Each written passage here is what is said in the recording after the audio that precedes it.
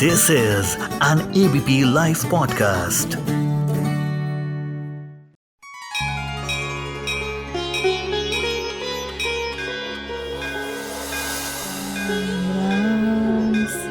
राम सिया राम जय जय राम। जय सिया राम। बचपन में हनुमान जी के पिता ने हनुमान जी को विष्णु की सेवा के लिए अपना जीवन समर्पित करने के लिए कहा था। और हनुमान जी ये बताने वाले सबसे पहले वानर मनुष्य थे कि राम विष्णु के अवतार हैं। और अपने पिता के निर्देशों का हमेशा पालन करते हुए हनुमान राम के सबसे विश्वसनीय, सबसे प्रिय सलाहकारों में से बन जाते हैं। और आगे की कहानी तो हम जानते ही हैं। नमस्कार, आप सुन रहे हैं रामायणा डायरीज और मैं हूँ सोनल। हर बार की तरह इस बार भी हम रामायण की एक बहुत ही इम्पोर्टेंट किरदार को उठाएंगे जिसे हम इंस्पायर हो सकें, जिनकी लाइफ से हम कुछ सीख सकें।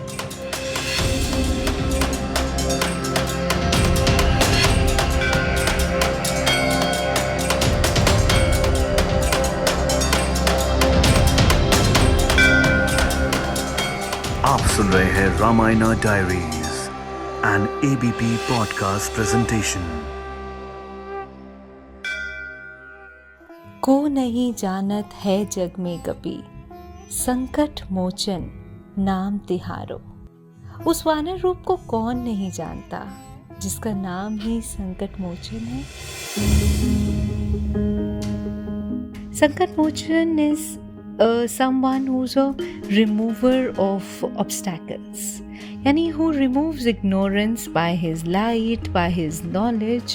किसी भी अच्छे काम को करने हम निकले और उसमें अगर अड़चन आ जाए तो उसे हम ऑब्स्टेकल कहते हैं। और उसको दूर करने के लिए हनुमान जी बचपन से जाने जाते थे।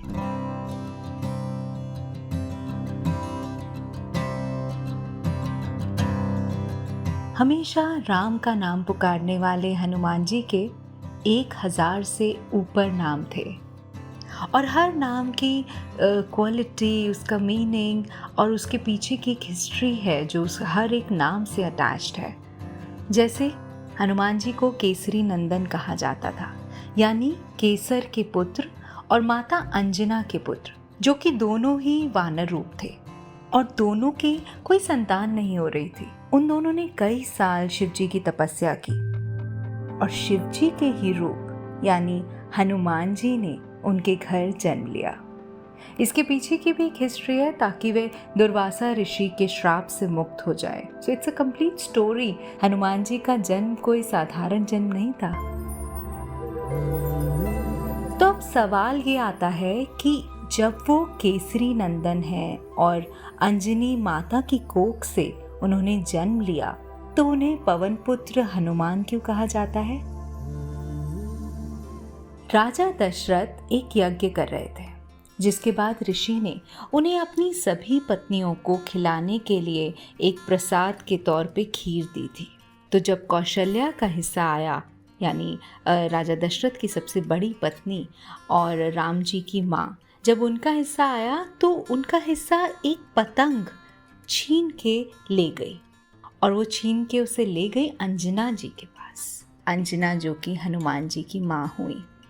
अंजना जी शिव जी का ध्यान कर रही थी और भगवान शिव के संकेत पे ये सब कुछ हो रहा था। तो भगवान वायु उर्फ पवन, जिसको हम बोलते हैं, पवन ने अंजना के हाथ में वो प्रसाद दिया और उसे भगवान शिव का प्रसाद समझकर उन्होंने खा लिया। और इसी तरह उन्होंने अपने अवतार यानी पवन पुत्र हनुमान को जन्म दिया। और तभी उन्हें उड़ने की शक्तियाँ भी प्राप्त थी। तभी तो हनुमान जी झट से पूरा विशाल समुद्र लांघते हुए लंका पहुँच गए थे।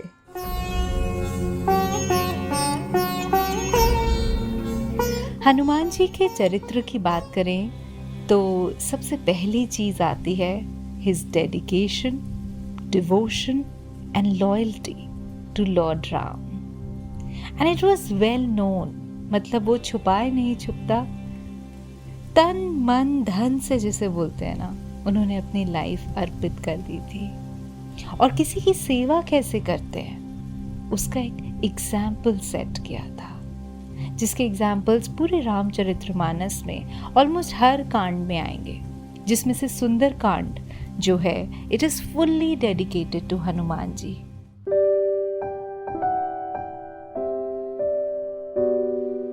जब उनके डिवोशन की और डेडिकेशन की बात आती है तो एक छोटा सा इंसिडेंट याद आता है कि उन्होंने सीता जी से पूछा कि आप ये सिंदूर क्यों लगाती हैं। तो सीता जी ने बोला, ये मैं अपने प्रभु की रक्षा के लिए लगाती हूँ, उनकी लंबी आयु के लिए लगाती हूँ। उसके बाद से हनुमान जी ने सिंदूर को पूरी की पूरी बॉडी में लगा लिया। यानी it shows that unconditional love and respect towards someone. अगर किसी चीज़ से अगर उनको लंबी आयु मिल सकती है, उनको अच्छी हेल्थ मिल सकती है, तो मैं भी क्यों ना करूं। और उनका सेंस ऑफ ह्यूमर तो कुछ ज़्यादा ही अच्छा था, तो वो पूरे के पूरे शरीर पे सिंदूर लगा दिया। और इसके बाद से ये कहा जाता है कि जब आप हनुमान जी की पूजा करते हैं तो सिंदूर का एक बहुत इम्पोर्टेंस प्ले होता है। हर मंगलवार, हर शनिवार उनको सिंदूर चढ़ाया जाता है। और उनकी पूरी बॉडी पे अगर आप देखेंगे तो हनुमान जी की पूरी बॉडी पे सिंदूर लगाया जाता है। तो उन्होंने राम जी की सेवा में अपनी पूरी लाइफ लगा दी। And this is how he wants to be known. यानी मतलब wherever he identifies himself, he identifies saying that he is a servant of Lord Ram. मैं प्रभु का सेवक हूँ। और ये कहते हुए वो उनको कभी भी कोई शर्म नहीं आई। हनुमान जी एक राजा के बेटे थे, वो चाहते तो ये सब नहीं करते, but he was so egoless कि वो पूरी जिंदगी उन्होंने राम जी के चरणों में बिताया और उनकी सेवा के लिए क्या नहीं किया।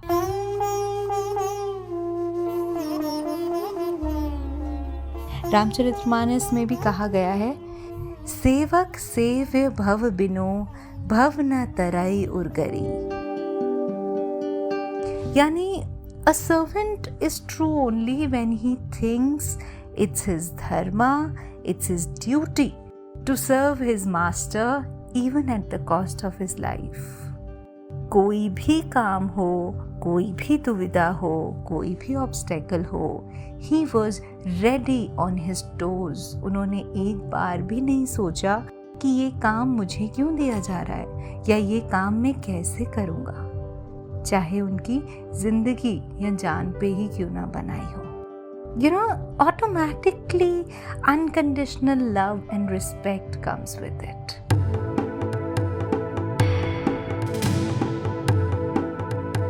सेवा की जब बात चल रही है तो एक और इंसिडेंट याद आता है जो रामचरितमानस में, जिसका बहुत सुंदर बखान किया गया है कि जब हनुमान जी लंका की तरफ जा रहे थे और समुद्र को लांघ रहे थे तो रास्ते में बहुत सारे ऑब्स्टेकल्स उनके सामने आए, कुछ परीक्षाएं उनके सामने आई, जिसमें से एक ये भी था कि मैनाक पर्वत जो कि समुद्र में डूबा हुआ था वो बाहर निकलता है और उसमें उस पर्वत पे खाने पीने की बहुत सारी चीज़ें होती हैं। तो वो पर्वत प्रभु को कहता है कि हनुमान जी आप थोड़ा सा विश्राम कर लीजिए, कुछ खा लीजिए, पर हनुमान जी उसको मना कर देते हैं और वो एक ही चीज़ बोलते हैं कि राम काजु कीने बिनो मोहि कहाँ विश्राम।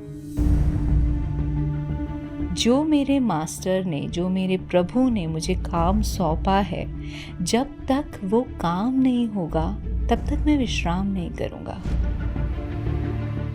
This level of dedication and devotion shows that आपके सामने बहुत सारे ऑफर्स आते हैं। जब भी हम कोई ऑब्जेक्टिव को अचीव करने निकलते हैं, कोई गोल को अचीव करने निकलते हैं, तो रास्ते में हमारे पास बहुत सारे ऑफर्स आते हैं, बहुत सारी चीज़ें आती हैं।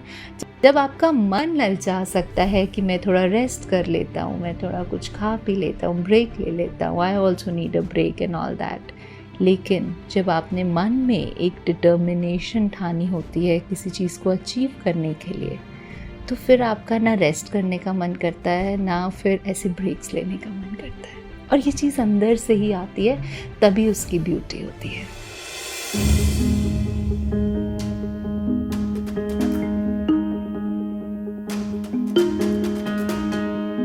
हनुमान जी की क्वालिटीज़ की बातें करें और उनसे क्या हम सीख सकते हैं, उनसे सीख तो हम बहुत कुछ सकते हैं बिकॉज उनकी लाइफ में इतना कुछ है सीखने के लिए।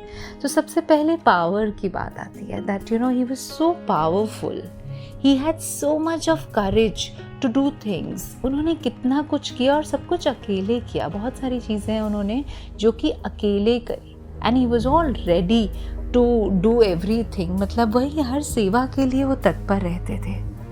उनका knowledge and intellect was really good. अगर आपके पास नॉलेज है तो उससे विजडम आती है, क्योंकि जब भी आप कोई डिसीजन लेते हैं तो उसके लिए wisdom is very very important, क्योंकि डिसीजन आप खुद ले रहे हैं, आप अपने अंतर मन से पूछते हैं और उस अंतर मन से पूछने के लिए आपको थोड़ी नॉलेज की ज़रूरत होती है। इसके साथ साथ हनुमान जी में कंपैशन था। विजडम तो थी ही, साथ में कंपैशन भी था किसी भी काम को करने का। ब्रेवरी थी, बहुत ही फियरलेस थे, कुछ भी कर देते थे। वो लंका में जाके अभी लंका पहुँचे ही थे और उनको भूख लगी थी, तो उन्होंने पूरी की पूरी अशोक वाटिका को उथल पुथल कर दिया था, बिना डरे कि वहाँ पे क्या होगा, ये पराई जगह है या रावण की सेना मुझे कुछ करे या कुछ नहीं करेगी। वो सो फियरलेस।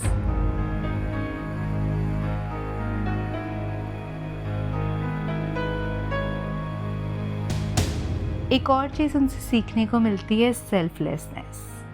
पूरी रामचरितमानस में जब हम देखते हैं, उन्होंने प्रभु राम के लिए, सीता के लिए, लक्ष्मण जी की जान बचाने के लिए, हर किसी के लिए किया है।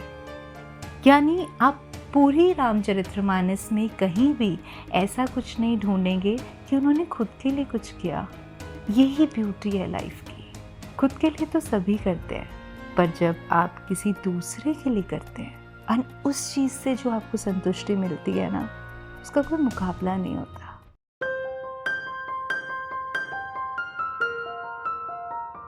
He was also known for his humor.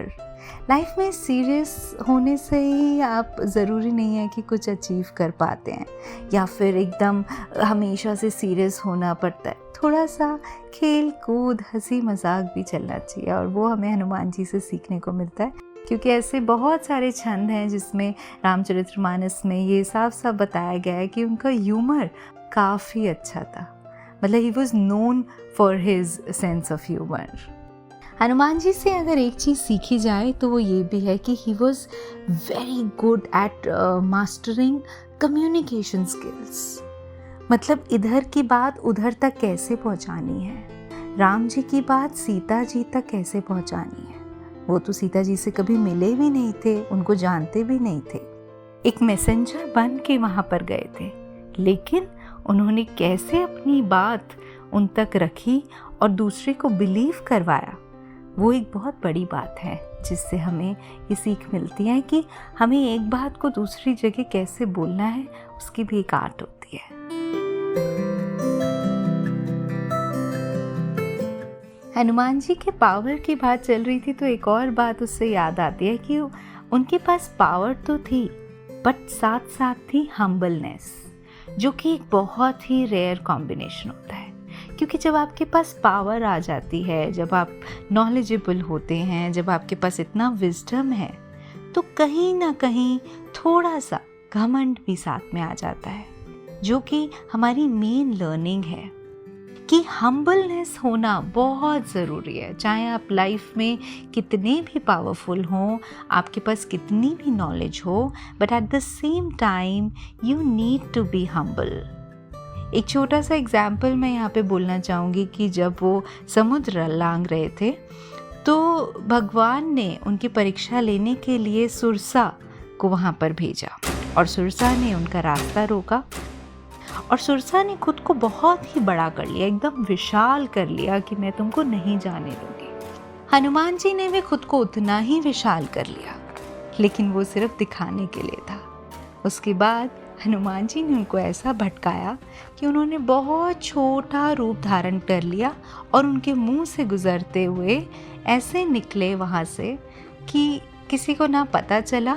और मतलब it was a example of humbleness and politeness क्योंकि उनको पता चल गया था कि मेरी परीक्षा हो रही है एंड प्रभु की परीक्षा के आगे तो मैं क्या ही जीत पाऊँगा, और प्रभु की परीक्षा को मैं टक्कर में भी नहीं जीतना चाहते तो वो टक्कर से उतने ही विशाल हो के, उनके पास तो उतनी शक्तियाँ थी और विशाल हो सकते थे, लेकिन प्रभु की परीक्षा चल रही थी और उस टक्कर से उनको नहीं जीतना था। तो उन्होंने हम्बलनेस दिखाई और बहुत ही छोटा रूप धारण करके वो वहाँ से निकल गए।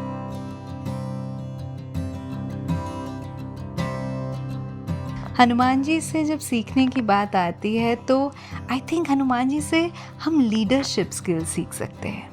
जब प्रभु राम, लक्ष्मण और सबको लंका की तरफ ले जाना था तो उन्होंने सीधा अपनी पूरी वानर सेना को इस काम पे लगाया कि समुद्र में हम एक एक पत्थर डालते जाएंगे, उसमें राम जी का नाम लिखते जाएंगे। तो उन राम नाम के पत्थरों को बस आपको समुद्र में डालना है और वो फ्लोट करते जाएंगे, और उस पर पूरा का पूरा एक विशाल पुल बनाया गया।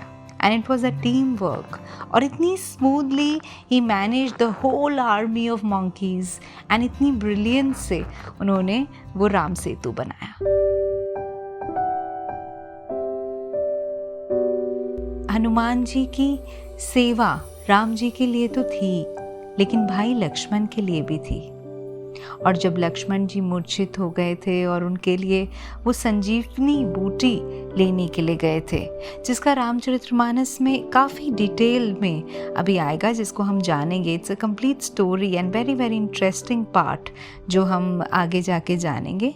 बट उससे जो सीखने को मिलता है वो ये है कि how to find a solution to your problems. तो हनुमान जी निकले थे एक बूटी लेने के लिए। अ बूटी मीन्स अ हर्ब, एक छोटी सी बूटी उन्हें लाने को कहा गया था, लेकिन वो पूरा का पूरा पर्वत ही उठा के वहां से ले आए, क्योंकि उनको था कि अगर ये बूटी काम नहीं करी तो दूसरी तो करेगी, तीसरी तो करेगी, तो क्यों ना मैं पूरा का पूरा पर्वत ही साथ में उठा के ले आऊं, तो एक ही बारी में सारा काम हो जाएगा। So you know that decision making requires a lot of wisdom कि कौन सी चीज़ कब काम में आएगी। तो ये सब हमें हनुमान जी से सीखने को मिलता है। कहते हैं जहाँ भी आप राम जी का नाम सुनते हैं, हनुमान जी की आत्मा वहीं मौजूद होती है। रामचरितमानस में तुलसीदास जी कहते हैं कि हनुमान पूरी कहानी के सबसे महत्वपूर्ण पात्रों में से एक है। तो इनके बारे में तो हम जितना जाने उतना कम है।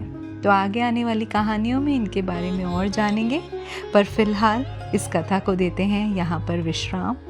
आप सुन रहे थे सोनल को। जय सिया राम।